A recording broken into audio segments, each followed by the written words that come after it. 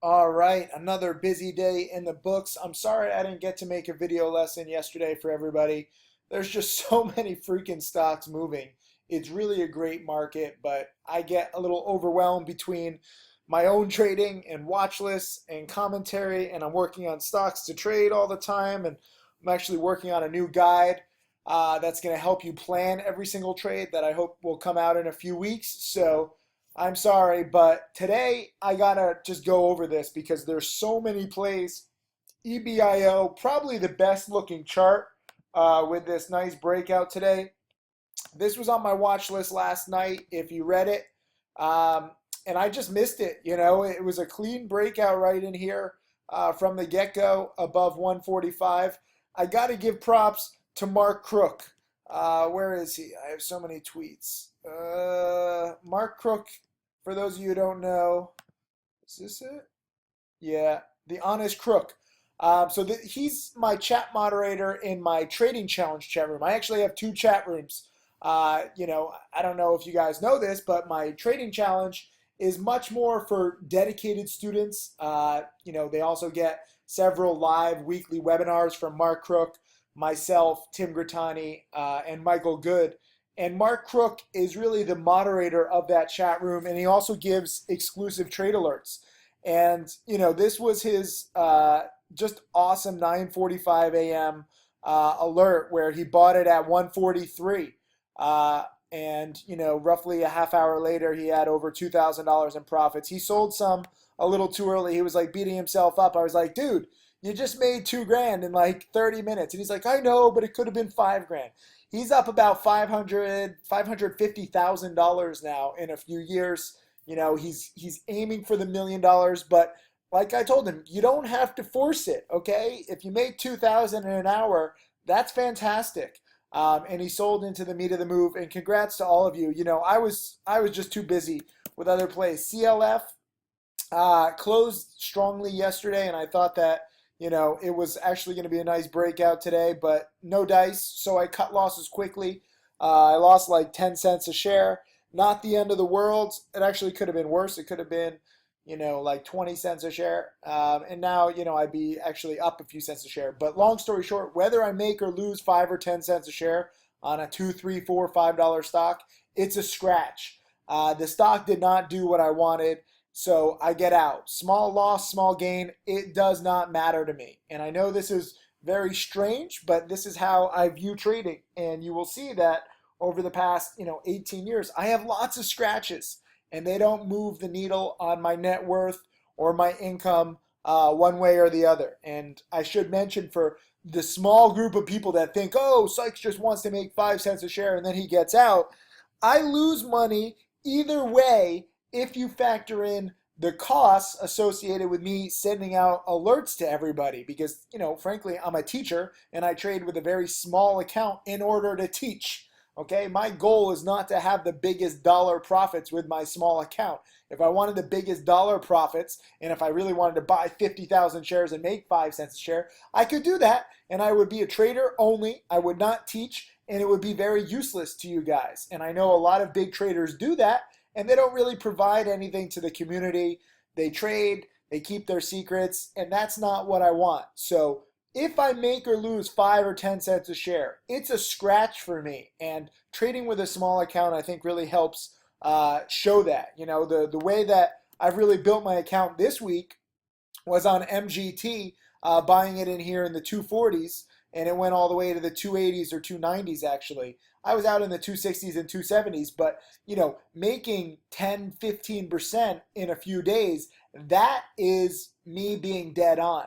And that's why I had a nearly $2,000 profit. So even if you factor in the cost of text message alerts, I think I might actually have a small profit on that. But that is my goal, okay? Sometimes I'm not always going to be right. Yesterday I was buying xgti at 17 cents, and I thought that it could morning spike. We got a little spike, but it failed. And I basically scratched. I made a penny a share. Again, after text message alert costs, I think I might have lost a few $100s. But today was a delayed spike up to 19 cents. Even now, I'd still only be up 2 cents a share. It did not do what I wanted, so I get out. And this is very, very important.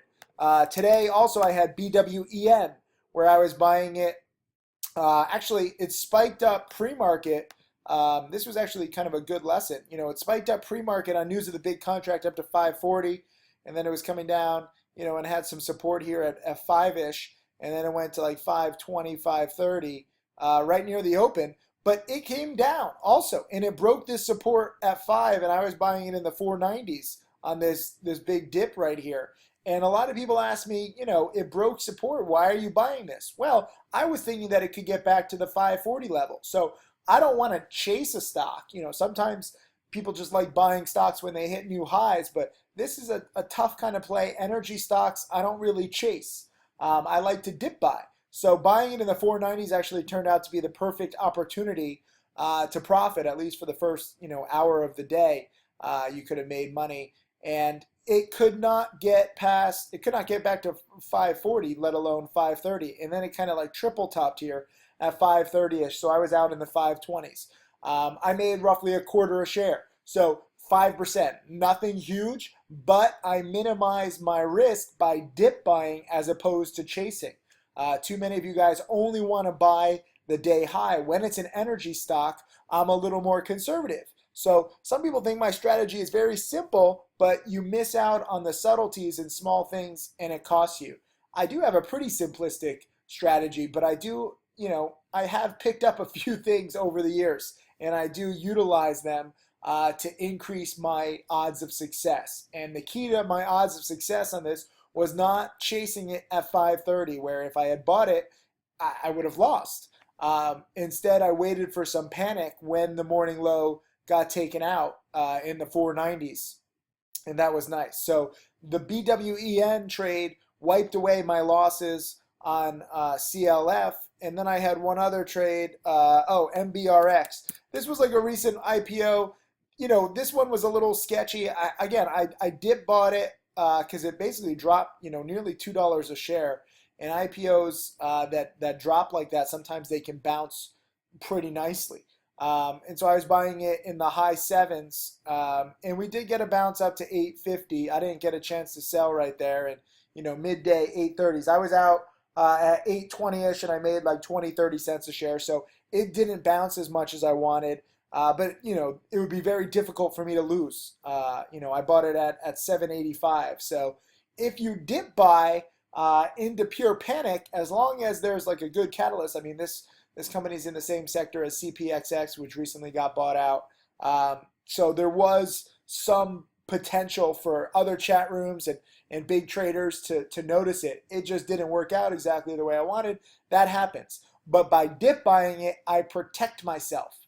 And when I'm dip buying it, in the 780s, if it keeps making new lows, I just get out and I cut losses quickly. It's very scary to try and catch a falling knife. So you have to manage your dip buys very well. And I would have done that if I needed to, but I didn't need to. So I had a few $100 profit on MBRX, a few $100 profit on BWEN, and I lost like 200 on CLF. So those were my trades today. But more importantly, Mark Crook nailed EBIo, and that was the play of the day, and I missed it, and it happens. But I got to give props to students.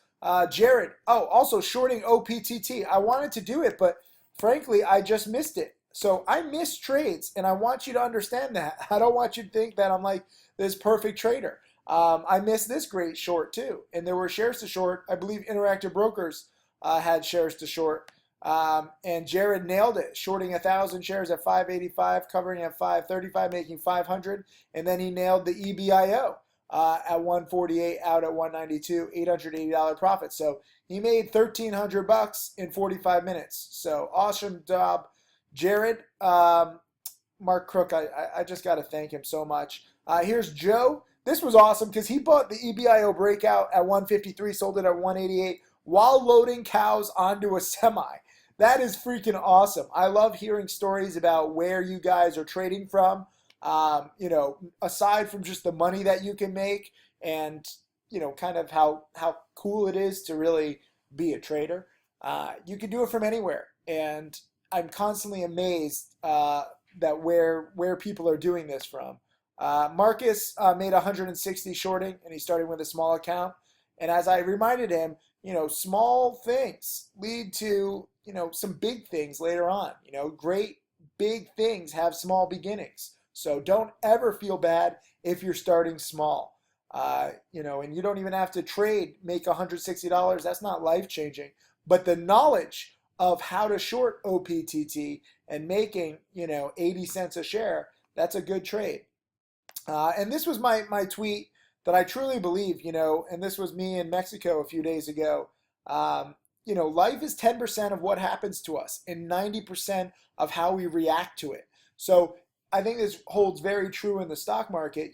You see the news. A lot of people just want to try and judge the stock and value the stock based on the news. With me, I want to see the news, but then I want to see how the stock reacts to that news. And that's more important for me, and no different for you guys as a student. You're watching this video lesson. That's fine. That's cool. But how will you react to it? Will you be like, oh, another day, another random stocks move, Tim's speaking a language I don't understand? Or will you react and say, oh, wait a minute, this is more proof that look at Tim and all of his students who are, capitalizing on this. Maybe I should take some action and actually study this stuff with Tim's DVDs or webinars or video lessons. These kinds of daily recaps should not be the end-all be-all of your studying. They are not the end-all be-all if you truly want to be a successful trader. You have to study a lot. You have to prepare. And then you have to put that stuff into action too. So there's a lot of stuff that you have to do. It's a question of how you react right now as I'm talking about this. Here's Javier. He had a slow day at the office, made $260. Here's Eric. I love this because, he nailed EBIo for 1,300, but then he also had 2 small losses. And just like me, it's good to accept the fact that you're going to be wrong sometimes, and small losses don't really matter as long as you cut them. And Eric did a fantastic job. He's building his own house with his trading profits. He lost 230 and he lost 140, but he made 1,300. So overall, he's plus 1,000. And this is a very, very good lesson for you guys. You don't need to be right all the time. In fact, you probably won't be. It's impossible to be right all the time. So just congrats to all these guys, Joe, Marcus, Mark. Here's Noob Stock. He actually nailed AKAO. AKAO was a great morning spiker. I hear some people say, oh, you should never buy stocks right at the open. Well, then you would miss this. And it went from 3 to 6 if you acted quickly. I had too many other plays. There was no chance that I was even going to catch this. But I know some people who did. And Noob Stock Trader did. So I don't know what kind of morons out there are saying never buy stocks at the market open. But sometimes if you get a low float stock with good news like AKAO had, you nail it and you get it at the open.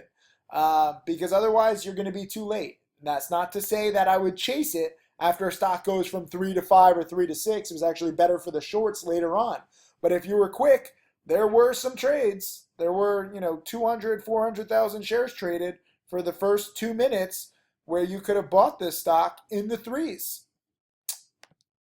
So props to him. Luca Trade also, I got to give him props. He actually had a better exit on BWEN than me. He got out right at the top of 530. He recognized the wall of sellers. I also got to give props to so many of these students. Jess made $523 in AKAO, $162 in BWEN. Dr. Trader 91 was in and out on BWEN right at the top also. And then bought again at 5, but a stop loss took all the profits. It's okay.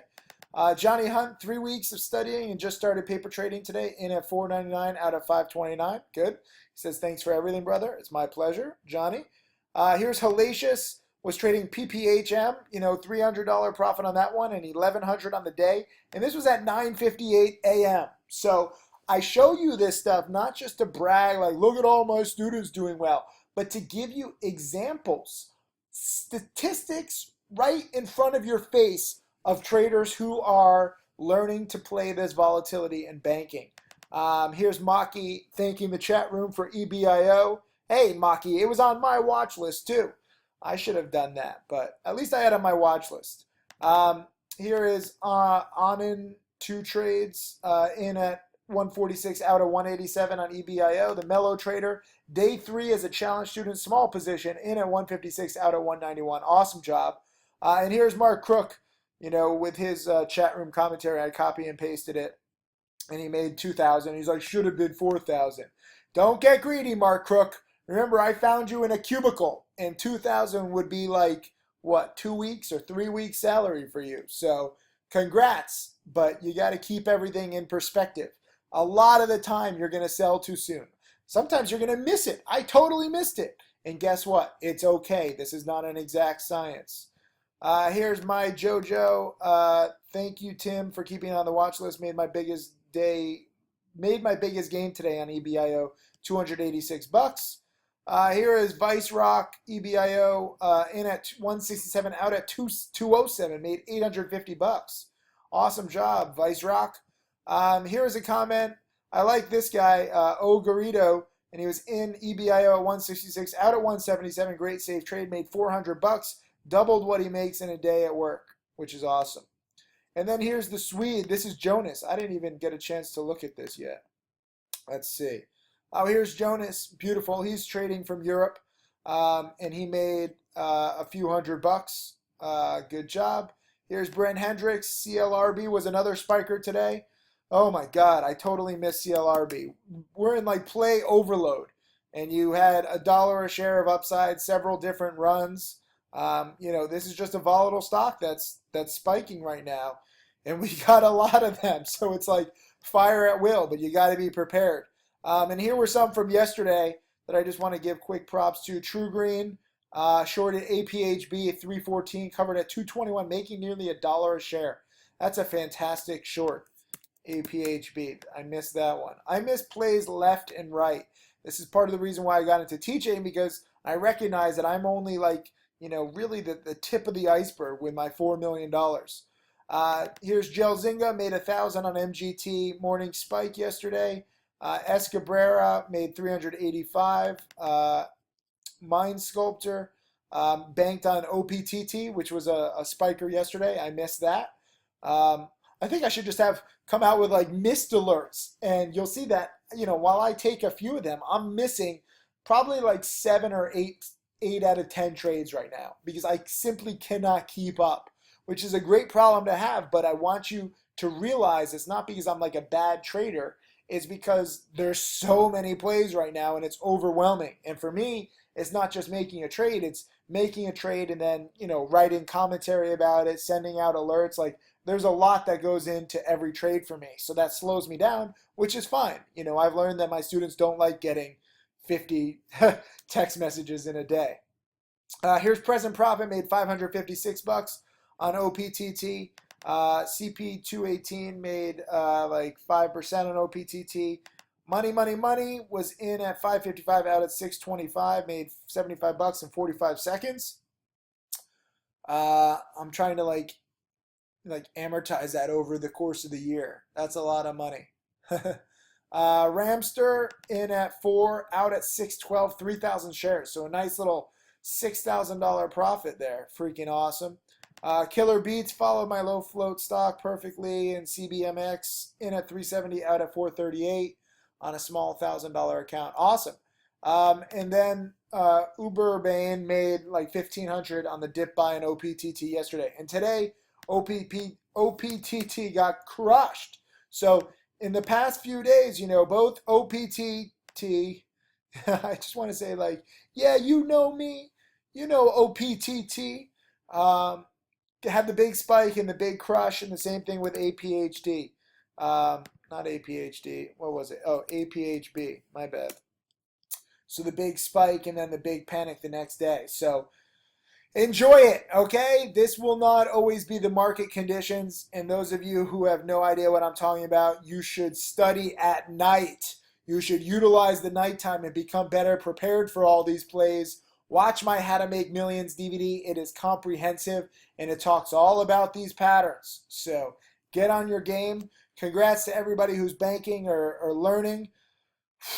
Plays galore. I'm going to go get a massage right now. I'm exhausted. I'll see you guys in the chat room tomorrow. Live well. Prosper.